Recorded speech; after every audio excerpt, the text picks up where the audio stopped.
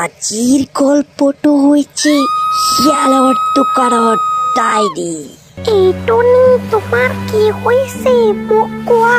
তোমাৰ কোনটো দুখৰ কাৰণে তুমি কান্দি আছা? মই খোৱা বস্তু বিচাৰিবলৈ গৈছিলো।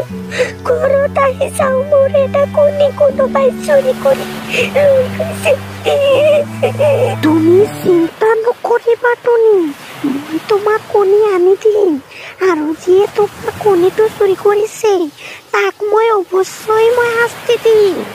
শিয়ালৰ এটা চাহৰ দোকানত শিয়ালে চাহ বিক্ৰী কৰি আছিল। হঠাৎ তাত এজনী ডাইনী আহিল আৰু শিয়ালৰ পৰা এক কাপ চাহ বিচাৰিলে। কিন্তু তেতিয়া শিয়ালে ভয় পাই চাহ দিয়াত অস্বীকাৰ কৰি দিয়ে। এই সকলোবোৰ কথা শুনি ডাইনীৰ খং উঠি যায় আৰু শিয়ালক দোকানৰ পৰা লগে লগে গায়ব কৰি দিয়ে। সঁচা ডাইনী, তুমি মোৰ কণীটো আনি দিয়া, নহ'লে মই মৰি যাম। ঠিক আছে টনি, কালি তোমাৰ কণী মই আনি দিম।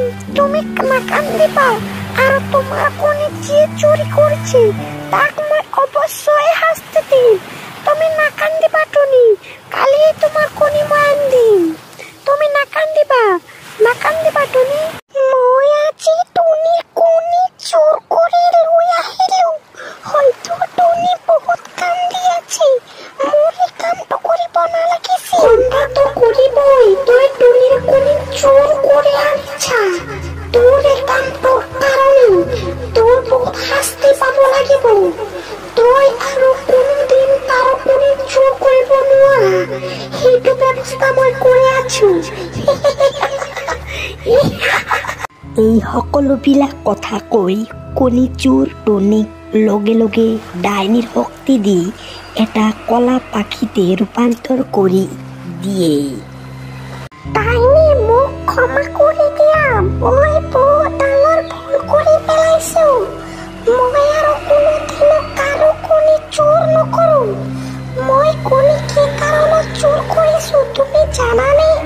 মোৰ কণীবিলাক কলা কণীৰ পৰা কলা ছানা হ'ব, সেইকাৰণে মই কণী চোৰ কৰিছো।